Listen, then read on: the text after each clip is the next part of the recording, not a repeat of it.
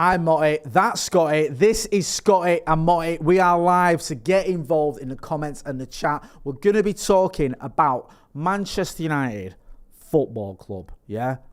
Transfers, yeah? Players, signings. Signings? Yes, it's all happening, sort of. So let us know what you think about all the latest news. We'll be getting into all that. And we'll also cover other topics as well. We don't just talk about football. We talk about all sorts on this podcast, don't we, brother? We do indeed. And we've got to thank producer Ethan, who's standing in for James tonight. So far, so good. 5 minutes in and no calamities so far. He's done well there, hasn't he? Well, he's not done well. He's done what he always does. Yes. Do you know what I mean? Immaculate production by Ethan.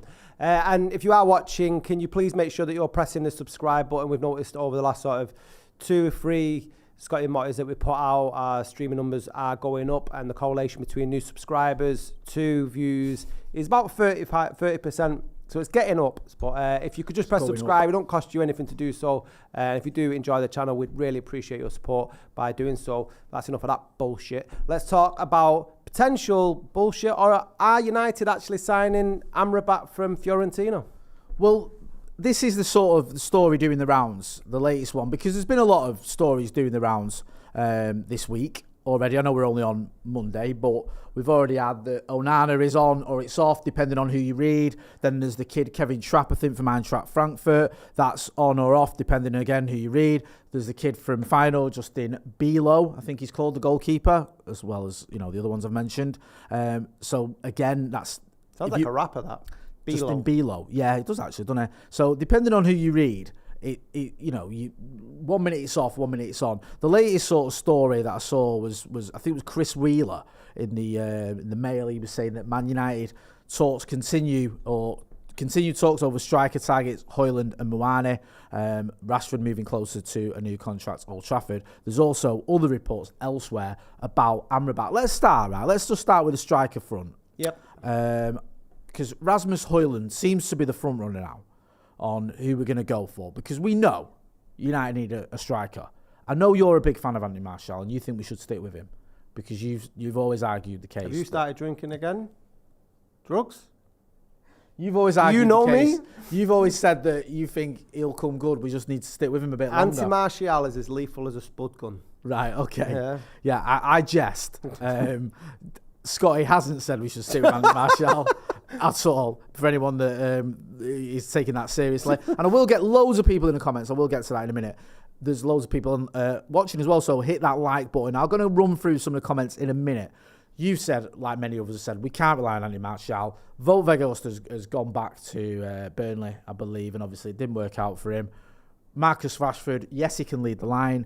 He also plays on the left. That's probably his preferred position. But you can't just have him and a semi-fit Anthony Martial, and it looks like Martial might be moving on.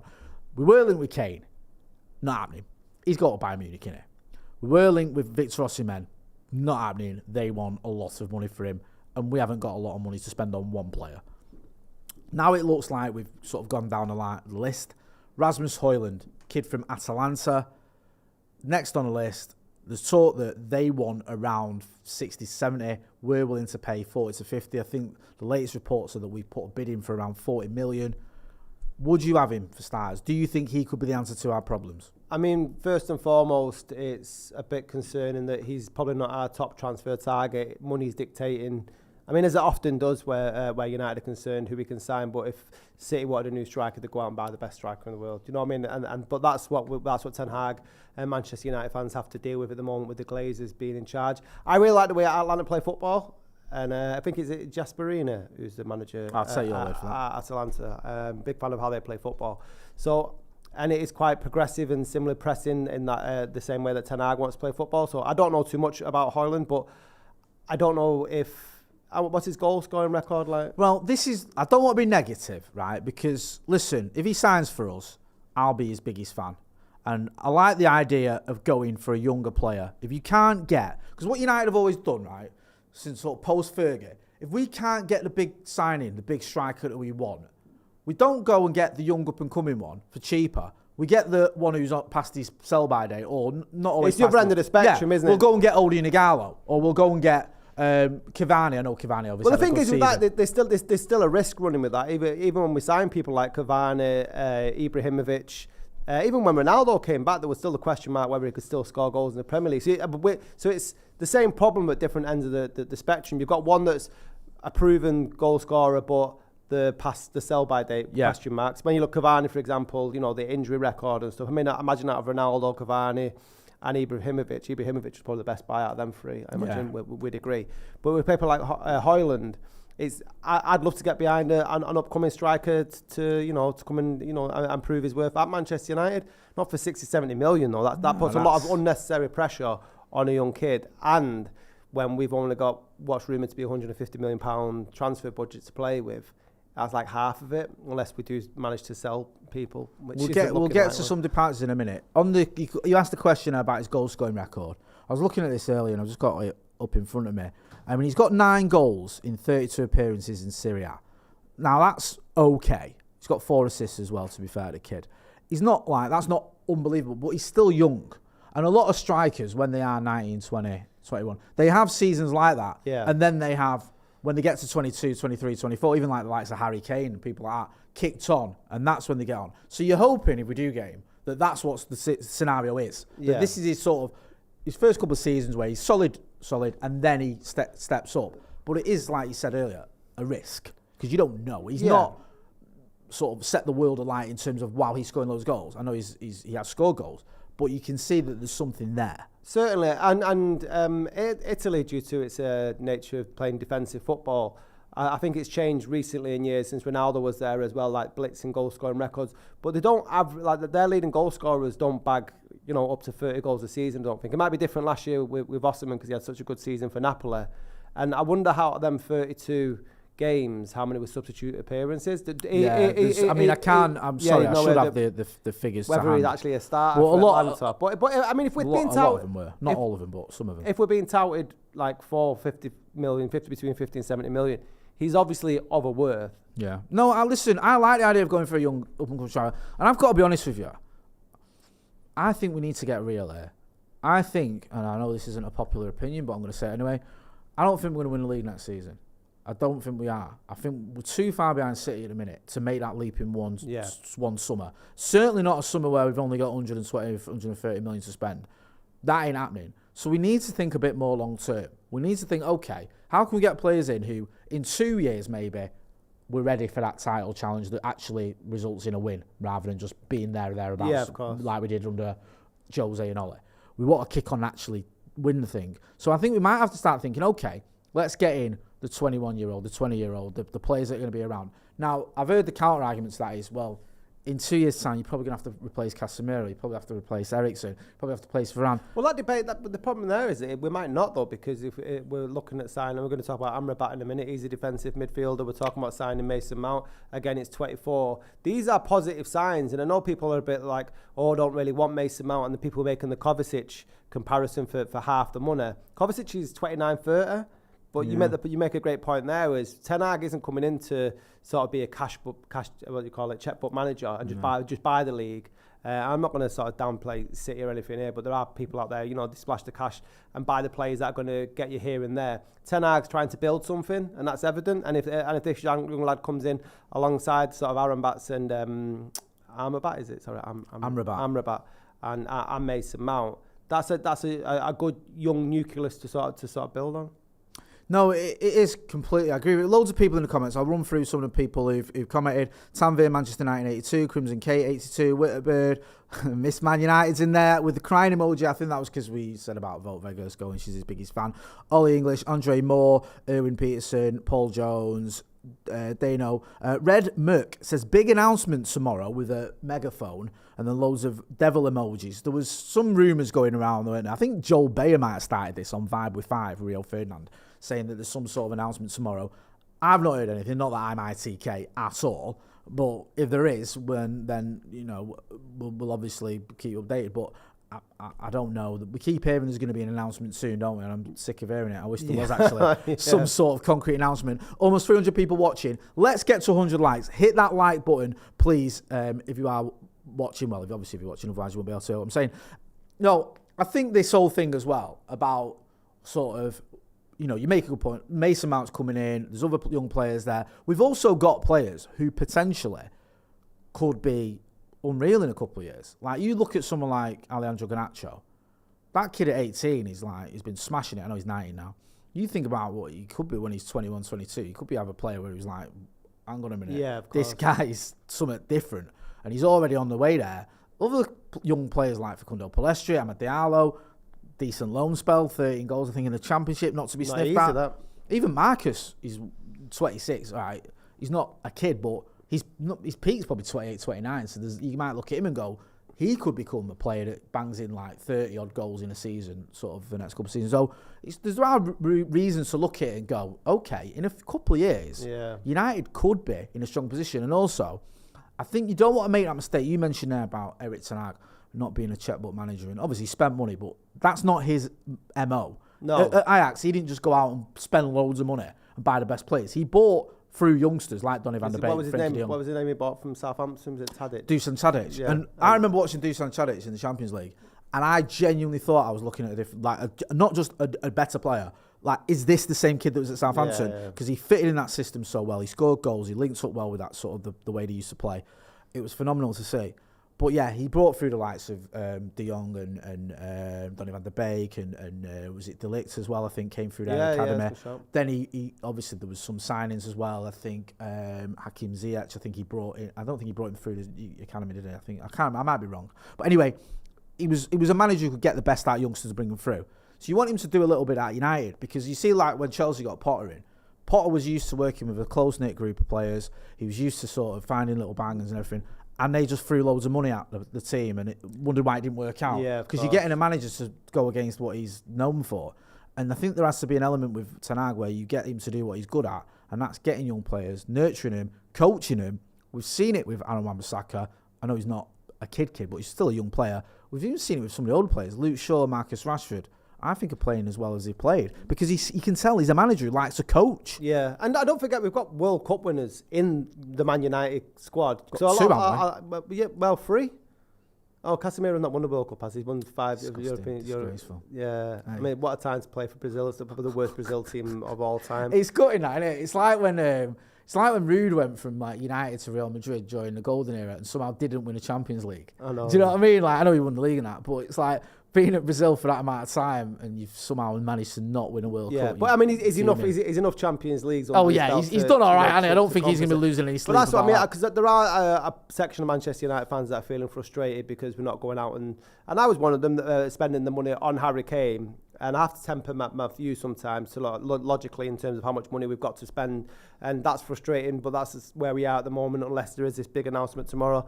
And then the top transfer frenzy that we're going through may change drastically should Qatar or somebody else Ratcliffe buy. The thing is, with the whole, it may change drastically in the future. I don't know in this window whether it can. But it can on the base. Yeah, because Harry Maguire can leave if they buy out his contract. Ah, right, okay. Do you know what I mean? So the Glazers aren't going to give Harry Maguire 10 mil. That's it. It's just amazing. Qatar, we can end up spending 90 million on Harry Shakes Maguire. Shakes may go 10 mil in a bit, so I can buy other players. So you know, if there's a will, there's a way. Yeah. If he guarantees, like, listen, because I think it'll take a little. I think this talk of it, even if it happens this week, it could take longer than the actual window for it to be done. But you're saying like he could say, put some sort of money towards it or whatever. Yeah. Because I think the transfer window, I think Gary Neville was making a point like we've missed the cut-off now if we wanted to properly affect this transfer window. Also, the FFP stuff is a bit of a problem, but there again, that's where we need to move on to some of the players. Let's talk, before we get to Sofyan and Amrabat, let's talk about outgoings then, because you mentioned Harry Kane there. Harry Kane, for all his flaws, Maguire. What's Harry Kane's flaws? Harry Kane's flaws is he's not signing for Manchester United. Big flaw. Yeah. Harry Maguire, for all his flaws, he is a player that I think walks into most Premier League teams. He's better than Tyrone Mings. If I'm Harry Maguire... And Villa are decent as well, don't forget. I completely suit that team as well under Unai I think Emery. he gets into like Spurs' team. Yeah. Do you know what I mean? I think so. And I think they're what, I know they don't set the world light, but they're a top 8 team. But if I'm Harry Maguire, I think he'd probably get into one of the top Italian teams. and to play Champions League football. Do you think he'd do that? Because that could be a move for him. Look at Chris Smalling. If you look at Smalling, I know Mourinho was obviously a fan of Maguire because he didn't get to sign him, did he? Because he wanted him the first time round, and it was like he came under Ole. So even the Smalling and Maguire, and Smalling's like been a revelation over there under he under fit in Jose. really well. And you've seen other players like Tomori went over there, smashed it. Ashley Young went over there and won a Serie A. You know, it can happen. Yeah. Like if you're a good defender over here, there's every chance you can go to Serie A and do well. But if you're Harry Maguire, what is he, 28 for 28? I think he's 29. 29. Let me double check that. If you're 29, and I know he's haggling over there, he's not going to get the same amount of wages. No, he's 30, sorry, you're right, So he's 30 years old and he's saying he's not going to get the same sort of wages at any other club. That's a fact. But I'm always interested around this point is, what's your main motivation now? So you're 30 years old. What's he got? Maybe 4 or 5 years left? Maybe 2, if he's playing like close to the top football. What do you want to do? What do you want to concentrate on money for the future? Or do you want to try and have a bit more of a legacy as a centre-back? I think he could stay at United like Wayne Bridge stayed at City for years and played golf. I think the one overriding factor as well for Harry Maguire, the likes of Bridge and other players that have just sort of stayed where the money is England. I think that he kind of got away with it a little bit in the World Cup because the World Cup was in the middle of the season. He'd played for United some games before the World Cup this season anyway, so it wasn't like he hadn't played for ages. Yeah. The Euros, he's obviously, he's a regular under Gareth Southgate. Gareth Southgate seems to favour him even when he's not a regular at United. But if he was to stay at United for another season, for example, not play, just not barely get a look in, would Southgate still stick with him? And I think that would bother Harry Maguire. I think he cares about playing for his country, which is fair enough. I'm knocking that. And also, I think England's got a reasonable chance of winning the Euros, and he'll want to be a part of that. Obviously, you've got to be in the team to do it. So that might be in his mind. Yeah. Like, if I leave United and go to a Spurs or a Villa or, an AC Milan, for example, or a Roma or whatever, and play regularly, because Southgate likes him. I think as long as he's playing regularly, he'll stay in his team. Yeah, he hasn't got to prove, because he's been England's centre-back whilst he's had some of the worst performances for Manchester United 100%. and still get called up. There was at the time where Rashford didn't get called up and Maguire was having a stinker, but still, and Shaw as well, and still managed to get called up. Yeah, he's like... And the rest of the footballing world's like, what is going on? He does have his little favourites, doesn't he? Yeah, loyal Southgate, and he's to a flaw. Maguire is one of them, and he sort of suits the England system quite well, and tends to you can't knock at what England have done when Maguire's played. I mean, what is it? A semi-final, a final, a quarter-final. If we ignore the Nations League stuff, so I think he's someone who has done well for England and wants to play for England. So that might be on his mind where he thinks, right, if I go, I can get a move. But it's in his benefit to go, isn't it? He's not going to start next year, and he'll be behind Lindelof, Martinez and Varane, and I think Luke Shaw's probably ahead of Maguire for centre backs. So that's 4 players ahead of him. Telling that, innit? When you've got a left back, keep the when it's United versus City or whatever, and it's going up against one of the best strikers in the world. This isn't the game for you, son. We're going to put Luke Shaw at centre back. He never plays that. Don't worry about that. You just don't. It's like what Fergie used to say to players, didn't he? Like, got a game for you. In 3 weeks, you're my guy. Yeah. Do you reckon Ten Hag's like that? Sorry, Maguire. Got a game. Just keep yourself fit. Yeah. Got a game for you in a few weeks. Oh, is it City? No. Reserves, Cambridge. You're my guy for that one. Yeah, them under 23s, they need a big result, and you're the man for it. Like, I'll get into some of the comments, and then we'll move on, speak about some of the other players we've been linked with. That's not even a word. Linked with. UL says, I'm in Manchester with 4-year-old son in July. You guys have must-do recommendations. Manchester for a 4-year-old? Yeah. I don't know what. I mean, depends on how much money. It's expensive, like taking kids out. Mini mornings is a good one, but you don't want to come to Manchester to go to the cinema. Science and Industry Museum. Mossy. Yeah, Mossy. They've got a good exhibition. I'm going to the launch in a couple of weeks. It's about poo. It's like CB. Poo. Like poo. CB, it's like a CBeebies thing that's it goes about the digestive system. It's like, this sounds terrible. Go on. You come can to do Manchester. This. Right, my man said I'm bringing my kids to Manchester, and you've just gone. I've got something you can go for. It's shit, literally. Right. But it's supposed to be entertaining shit. No, it's like a Mossy CBeebies. is good. Yeah, Mossy's great, but like I'll let you know in a couple of weeks. I'll tell you what, though, it's doggy in there. Mossy, innit? You've got to be on your toes in there. I remember going back in there with my kids. just after the pandemic had finished. You watched all these kids running around. I was like, that's a bit. Is that like Battle Royale? Yeah. Because I see it, there's I was like, there's fights over, they're like, I'm having that thing, and give me that hammer and all that. Yeah. And there's different ones with my kids, like, one's dead polite and like, waits a turn. The other one's just main character syndrome, straight in there, I'm having this is all about me. And the other one's a bit shy. And I was just like, having to watch it, but it was good. But yeah, you've got to be on it now, man. It can be a bit close to ball. But Moss is a good shout. What else is there in Manchester, man? There's not just that. Come on, man. Well, the Old Trafford tour. Nice. Yes. Go and relive the glory days when Manchester United used to win trophies without having 115 charges hanging over us, unlike some teams. If you go watch, you can see the highlights in black and white. Happy with the super chat says, great to see you lads. Much love and respect. Hashtag Glazers out. Great shout. Thank you for your support as well. UL says, haha, thank you guys. Miss Man United says, Moss City isn't what it used to be. Now the sewers bit has shut. Yes. See, she's a fan of shit. What's the sewers bit? There used to be the sewage thing there, didn't you? Ed says, Scotty, I saw you in Salford Sainsbury's last week. I love things like that. I do. Did you? Was you in Salford Sainsbury's the other week? Which one's Salford? No. Are you sure? The one near the Media City? That's a co-op. Oh, no. No, there's a little Sainsbury's near Media City, isn't there? Near the tram stop. Is it near, not Anchorage? Is it Harbour City? Do you know, it's just as you come out of Media City and you say you're walking up. Was it getting on the tram? I didn't go into. Did you go into the main Sainsbury's, the other one in Salford, the bigger one? Why would I go to Salford? You say it like it's something wrong with Salford. No, not like mate. A negative. You're lucky to come. Listen, why would I go? Let me tell Salford? you something, right? People come from miles around to get to Salford. People get flights from America just to visit Salford. So you weren't in Salford Sainsbury's? Is that what he's talking about? It wasn't me. Are you sure? There's nothing bad about being in Salford Sainsbury's. Other supermarkets are available, by the way. No. That's fair enough. I don't think he's been in Salford Sainsbury's recently. If he has, he don't remember it. So you might have mistaken him for someone else. I've been going through a bit of a weird time. Maybe I did.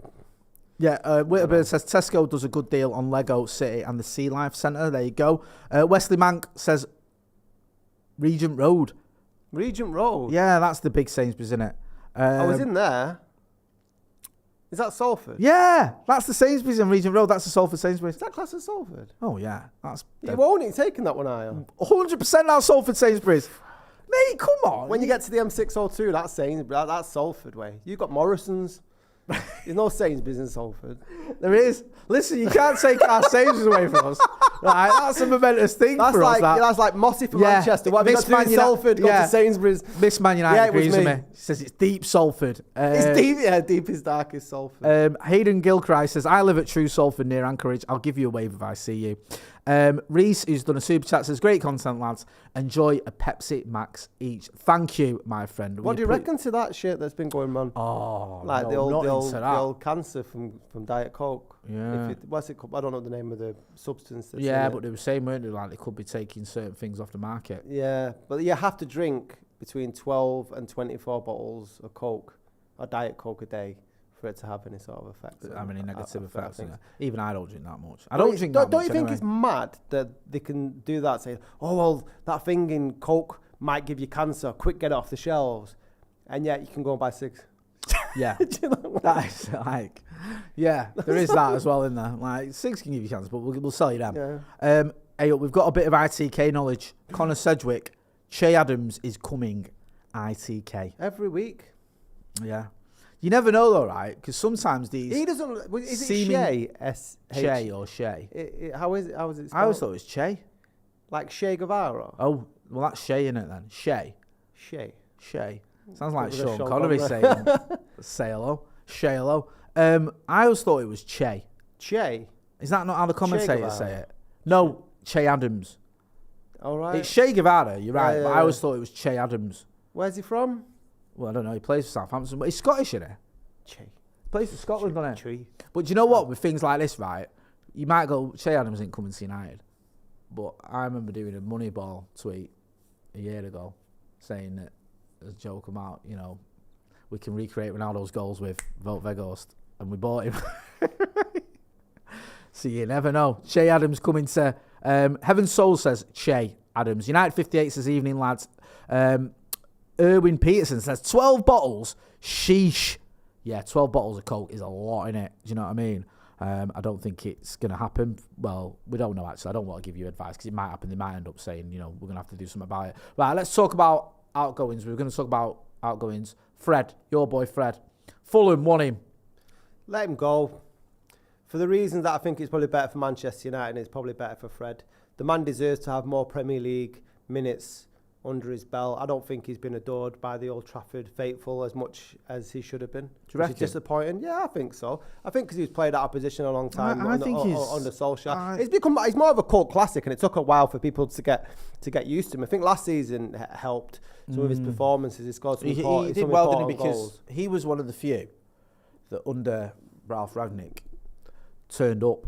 Yeah, and the sad thing was his injury record was really good, except that season under Rangnick, where he was injured quite a lot. Yeah, but Fred's got a ceiling, and I'm all for sort of, your eagerness and how you playing football with a smile on your face. And I just comes across as a really great person, but I don't think United are going to progress any further with a 30-year-old Fred. I think him going to Fulham could do something decent. Pereira had a great season last year at Fulham, so, all the best for him. And if it means Manchester United getting 20 million that we can put towards somebody else, a younger player, that we can build on, then, all for it. As sad as I will be, but Fulham will be my second team next season should the man Fred go.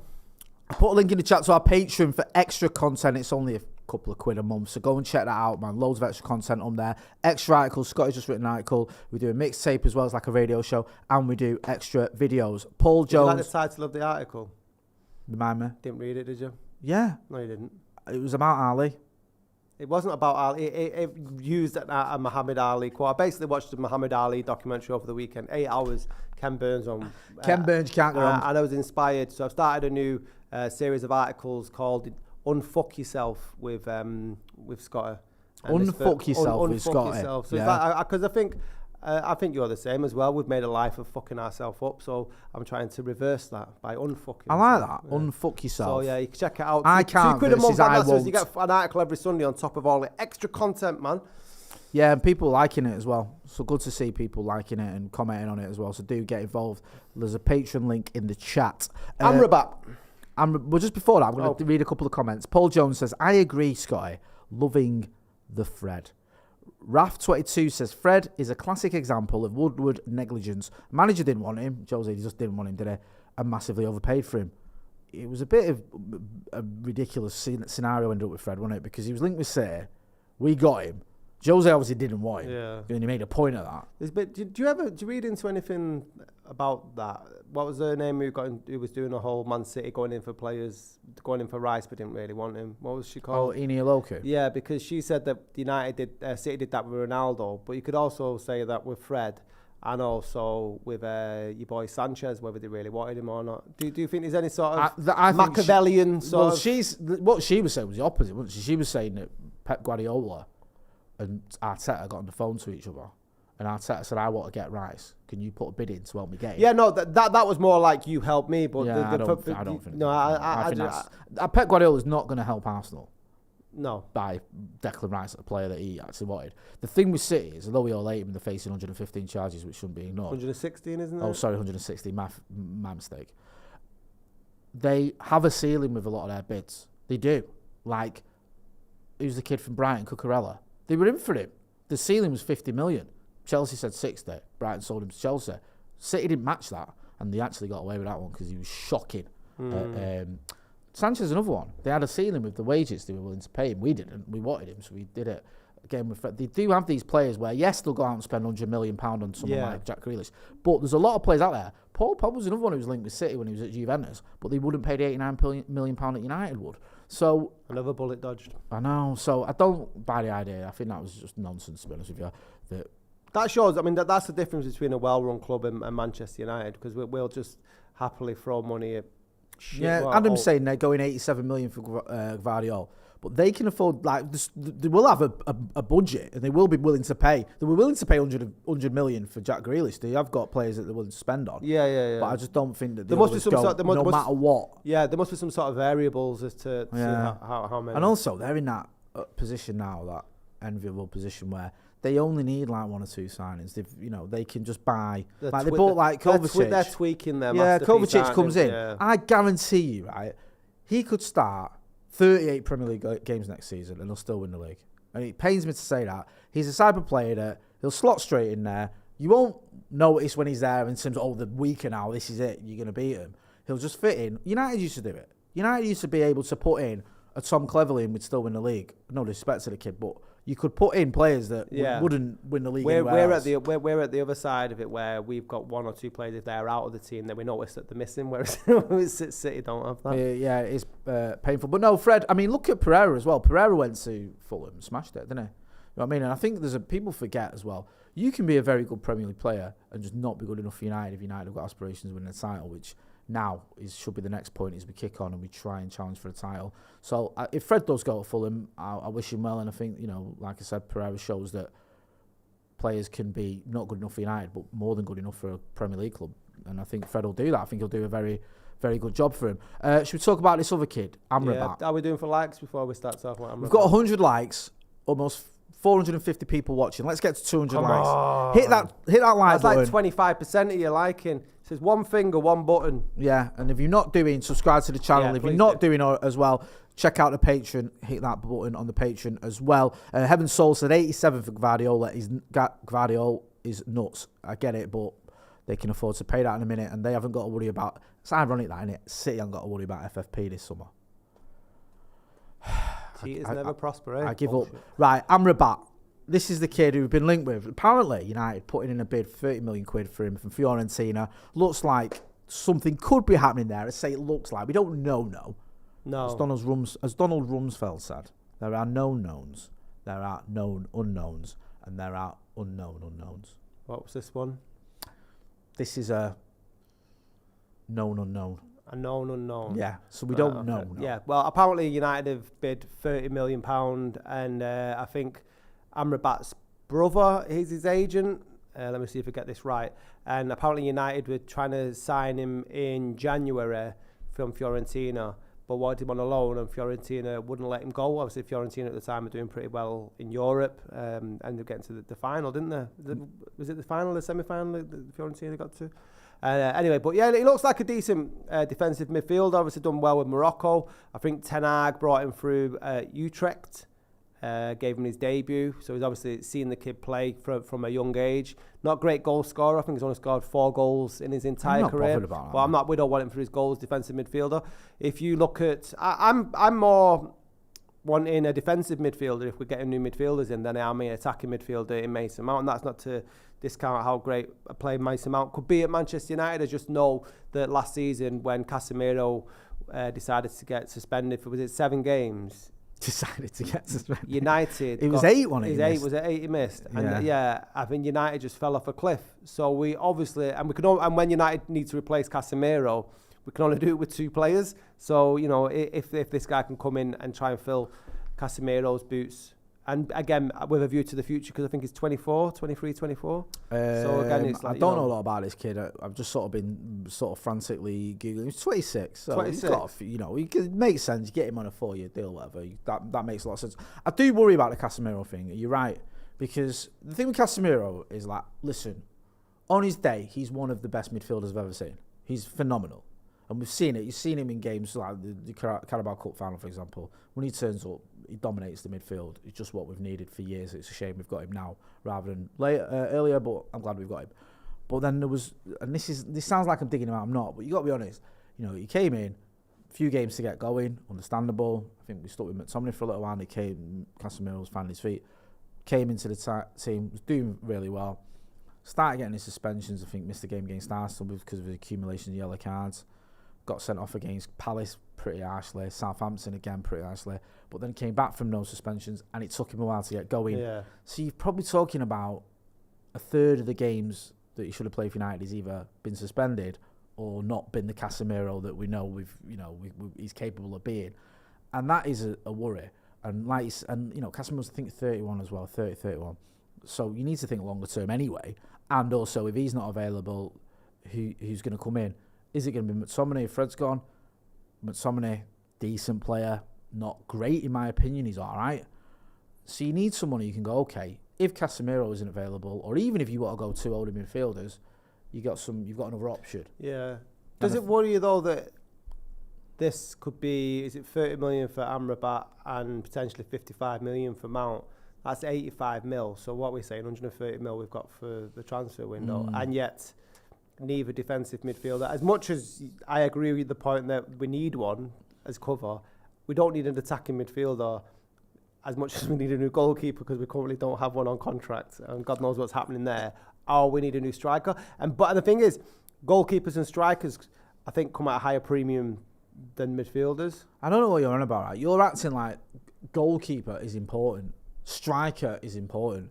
No one cares about your striker goal. It doesn't matter. Yeah. Just put anyone in goal. Through balls win your games. Yeah. Yeah. You know what I mean? No, when you tell me, right, when United have ever had a goalkeeper, doesn't matter. Stick anyone in goal. Do you know what I mean? It's all about midfielders. That's what we need. We need more midfielders. No, it's a farce. It's a joke that we're sat here in July and we don't know who Manchester United's goalkeeper is next season. That is ridiculous. And no bid's gone in for Onana, is it? No. There's a chance David De Gea comes back, having it been the club making it abundantly clear Ten Hag doesn't really want him. And there's, look at strikers. We're trying to get this kid in, Hojlund. Yes, we've already spoke about him. I don't want to sort of go over it. But if he doesn't come in, then what's next? I'd like to, Vlahovic, who plays for Juventus. And I think Juventus are struggling financially. I think me and you are going to disagree on this one, Arkid. Really? He was good at Fiorentina. I think personally, I've not seen a lot of him, but I think great free kick taker. Yeah, I just think he's had a bit of a stinker this season. He played in the Juventus team that fell off a cliff, though, didn't he? He did, and I get it, and I know, they had a lot of stuff going on. I don't want to be too harsh on him, and I don't. Did he score more than Wout Weghorst? That's not the barometer. Well, it is, because that was a striker he's replacing. No, it's not. That's the bar. It's not the bar. Did he score more than Martial? No, you're right. Did he score more than Martial? That's the bar. Do you know what? It's not that far off, to be honest with you. I think, especially towards the, I'm trying to look towards the end of the season. I think he kind of, like you say, the whole team fell off a bit of a cliff. But I'm just looking at Vlahovic, because we were linked with him, weren't we?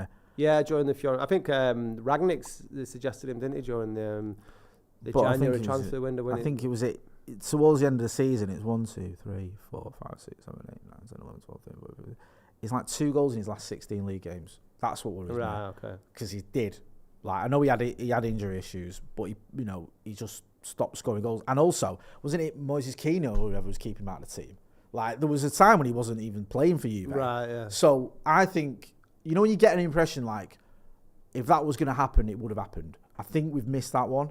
And I'm a bit relieved, because I don't know if he's that guy. And also, if he comes in, we probably pay loads of money for him. He's going to be expected to bang in loads of goals. Yeah. And he's going to have to sort of do what he's not been doing for the last 6 months. And that is difficult. Plus, so you'd rather spend, 70 million on Hojlund? Well, I think 70 million is... It's probably about 50, isn't it?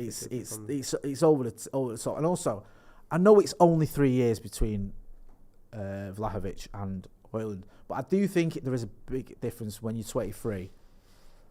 You kind of get in there or thereabouts towards what you're going to, the levels you're going to be at. I know you're still going to get better, but you can get a good impression of everyone. I think when you're 20, you've still got another gear to back up. I mean, sitting here now, if he came in, I'd get behind him, obviously, but I'd worry.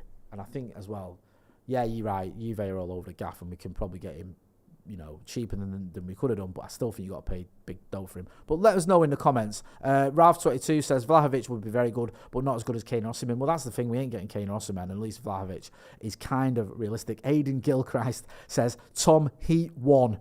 That was Adam McCullough's little nickname for Tom Heaton, because he was convinced Tom Heaton was going to be our number 1. Do you think that's going to happen? This was before the beginning of last season. Right. Macca has his moments, and he was convinced. I think he just loved the nickname Tom Heat 1, so he ran with it, and then no, it didn't really happen. Mr. Phil says you guys sound very sad. We're not. We're very happy. We're all right. Everything's okay. Mark Cool says we should have spent 120 million on Kane back in January. I don't think we had 120 million back in January. That's the problem. Heaven Soul is kind of with you on Vlahovic. He says I rated Vlahovic and think he can still do his job. Needs to be used correctly. He's a poacher goal hanger that we need in and around the box. I mean, I'm not going to pretend I've watched loads of Juve. I haven't. So by all means, he was cracking at Fiorentina. I just think if you and we've had this conversation before in comparison to Mason Mount. Rashford in Solskjaer's final season and Rangnick's final season was dog shit. And if you judged him on that in the same way you're judging Vlahovic under Juventus's one of the worst seasons. You think he's having what Marcus had? Yeah, exactly. Right, okay. So you know. No, it can happen. Like, obviously, Marcus had a stinker under Ralph Rangnick and was absolutely superb. I'd be here for a poacher. You know what I mean? Like someone who just doesn't touch the ball outside of the 6-yard box, like Rude, like we wanted Wout Weghorst to be. Good vibes, John. John hey, Shin, Mr. who Shin. I'll be meeting up with in a few weeks. Happy Scotty and Motty. John, can I just take this opportunity? Because I got grassed up. I always do when I criticise or question. I'm not even criticising or questioning G-Sun Park, right? I love G-Sun Park. On the video the other week, I said what's happened is people have gone the other way from underrating him to saying he's one of our greatest players, and I think he's a very, very good player who did a very good job. That was my point. And someone grasped me up to John Shin because he's G-Sun Park's biggest fan. So it wasn't like I was criticising him, John. I wouldn't do that. I love the kid. Don't allow him into your house, John, when he comes to I just wanted New to York. make that clear before John falls out with me. Raf22 says, Jay, very random, but weren't you in the stadium when Van Persie scored that header against Spain? That was mint. We need a striker like that. I wasn't alone. We were both there. Everyone around this table was there when Van Persie scored that header against Spain. And I genuinely in Salvador. thought, yeah, with Louis van Gaal coming in, we were going to win the league that season. And I was right, because we did. Right, I'm going to wrap it up there. Thanks to everyone who got involved in the chat and the comments. I've put another final link in there for the Patreon. Go and check it out. Extra content on there. Articles, mixtapes, / radio shows, and videos as well. I much appreciate all the support we've got. Everyone who's been subscribing. That's been Scotty. I've been Motty. This has been Scotty and Motty. Thanks for watching.